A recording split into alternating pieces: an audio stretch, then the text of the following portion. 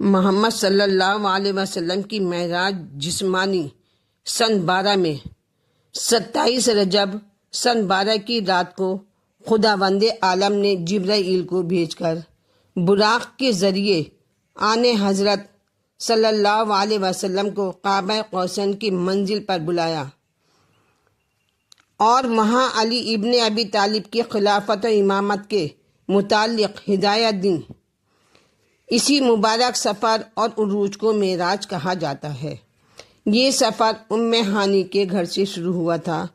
پہلے آپ بیت المقدس تشریف لے گئے، پھر وہاں سے آسمان پر روانہ ہوئے۔ منازل آسمانی کو طے کرتے ہوئے ایک ایسی منزل پر پہنچے جس کے آگے جبرائیل کا جانا ممکن نہ ہوا۔ جبرائیل نے عرض کی، حضور، اب اگر ایک انگل بھی آگے بڑھوں گا تو جل جاؤں گا۔ پھر آپ براق پر سوار ہوئے، آگے بڑھے، ایک منزل پر براق رک گیا اور آپ رف پر بیٹھ کر آگے روانہ ہو گئے۔ یہ ایک نوری تخت تھا جو نور کے دریا میں جا رہا تھا، یہاں تک کہ منزل مقصود پر آپ پہنچ گئے۔ آپ جسم سمیت گئے اور فوراً واپس آئے۔ قرآن مجید میں اسری بعبدہ آیا ہے۔ عبد کا اطلاق جسم اور روح دونوں پر ہوتا ہے۔ وہ ہیں لوگ جو معراج روحانی کے قائل ہیں، وہ غلطی پر ہیں۔ معراج کا اقرار اور اس کا اعتقاد ضروریات دین سے ہے۔ حضرت امام جعفر صادق علیہ السلام فرماتے ہیں کہ جو معراج کا منکر ہو اس کا ہم سے کوئی تعلق نہیں۔ ایک روایت میں ہے کہ پہلے صرف 2 نمازیں واجب تھیں، معراج کے بعد 5 وقت کی نمازیں مقرر ہوئیں۔ جناب رسول خدا صلی اللہ علیہ وسلم معراج پر تشریف لے گئے، واپس ہوئے تو حضرت آدم سے ملاقات ہوئی۔ پوچھا، اے میرے فرزند، اللہ نے تیری امت پر کیا واجب کیا ہے؟ جواب دیا، 100 رکعت نماز اور 6 ماہ کے روزے۔ کہا، بیٹا، بارگاہ الہی میں عرض کرو کہ کچھ تخفیف کریں، کچھ کمی کریں، لیکن تیری امت اتنی عبادت نہیں کر سکے گی۔ آپ نے بارگاہ الہی میں کمی کی درخواست کی۔ آدم نے پھر پوچھا، اب کیا ہوا؟ فرمایا، 50 رکعت نماز اور 3 ماہ کے روزے۔ کہا، رسول اللہ نے کہا، یہ بھی تیری امت سے ممکن نہیں۔ آپ نے پھر کمی کی درخواست کی۔ حضرت آدم نے پوچھا، اب کیا ہوا؟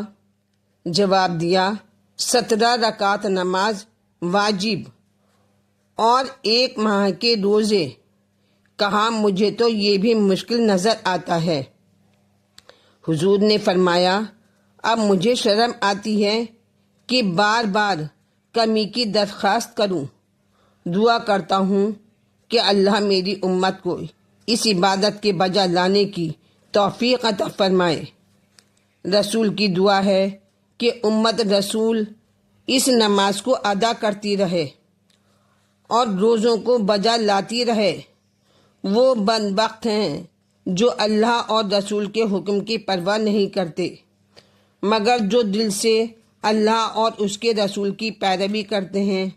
ان کی نمازیں اللہ اللہ کتنی عظیم ہیں۔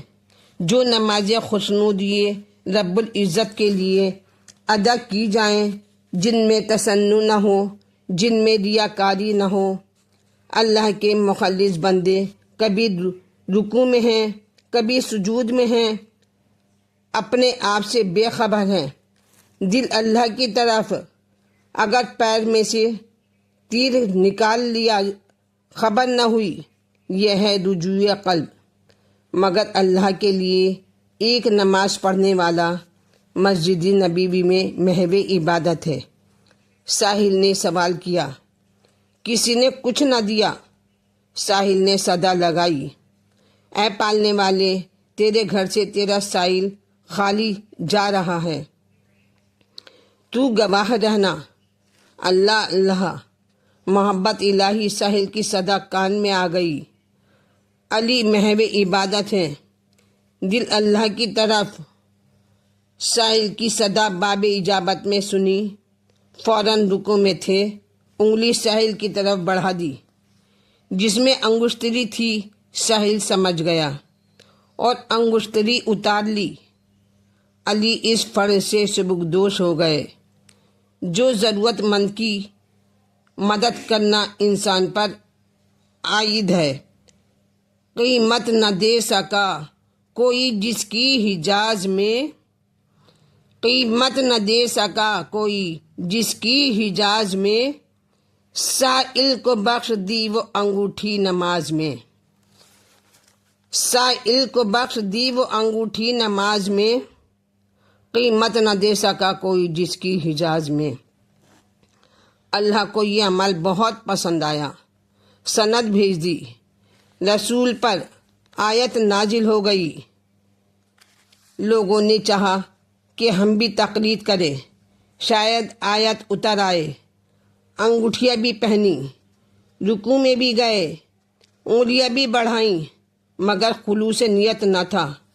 कोई लेने नहीं आया, मलक ना सही कोई दुनिया वाला फ़कीरी आ जाता, मगर भीख भी उस दर से मांगी जाती है जहाँ से मिलने की उम्मीद हो, और मिले तो इतना कि फिर हाजत ही न रहे।